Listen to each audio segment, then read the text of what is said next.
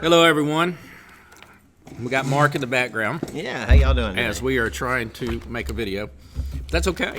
Hey, this is all unplanned, unrehearsed. We just jump right in. So here we are for Confirmation 2, Lesson 2, which would be actually Lesson 15 for you guys, which is, why do I have to go to Mass, encountering Jesus in the Eucharist? So the main point we wanted to convey to your children in this last week was the fact that, number one, 69% of adults don't even believe in the Eucharist being the body, blood, soul, and divinity of Christ. And so we were stressing that that is the source and the summit of our Catholic faith. Yeah. And it is the truth that can be seen through Scripture, through the Church Fathers and tradition, and through the magisterium and the teaching of the Church. And so we went over all of those topics. We showed some scriptural support for the belief in the Eucharist. We showed some Church Fathers going back to 100 AD and onward to show we have those writings today.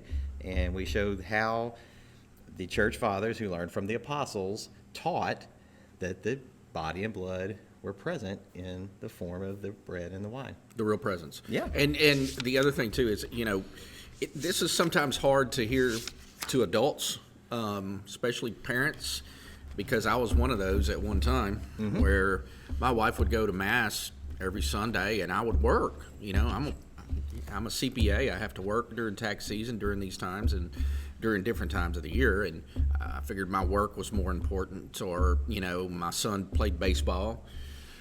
By that time, I think we had shifted to I will not miss a Mass, and we're not supposed to miss a Mass. I mean, it's required that you are supposed to go. But the thing about it is what we want you to understand as parents is the importance. Of course, you think it's important for these kids to go through this confirmation program, and we do too. And we want them to go through it, but we want them to want to go through it. And their first person that they're going to see every day is their parent, for the most part, okay? If they live with their parents, there's some that don't have that, and God bless them, whoever is their caretaker, guardian. But nonetheless, the importance of being in that role is to show them. And we want you guys to feel that importance also, right, Basil? Oh, yeah. And so, when we talk to these kids, we reiterate the importance of the Eucharist, and that Jesus himself said that if you do not consume me, in essence, if you do not eat my flesh or drink my blood, you have no life in you. Yeah, and Paul said if you don't do it in a good disposition, i.e., going to reconciliation or confession. Okay, so that's what we talk about when we're getting these kids ready for confirmation. Hey, they've already gone through all of this in CCD. They've learned all these things. Now, as adults, they have to put it in practice. And that's what confirmation is putting discipleship in practice. And we're going to stress that every time, that discipleship is important. And we want you parents to feel the same way. And we're hoping that this interaction with your child or you're a guardian over, whatever it may be, we hope that it instills the desire for you to want to reclaim that your Catholic faith and identity. Yeah, that love of God and seeing Him every Sunday. It's just one day out of the week.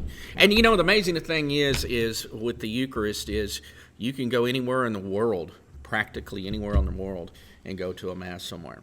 There are places that it's difficult, of course, but for the most part, you can go to Mass and enjoy the Eucharist. Okay. So, that's really about it. I mean, it was really a focus on the Eucharist. We want everybody to know it and to love it, to believe it, and to live it. So that's absolutely right. And one thing I do want to throw out there, we had told the kids, we didn't get to it last week, but there are videos out there that shows the real presence where the Eucharist has actually changed in form to flesh and blood. And the church documents these. You can go Google them.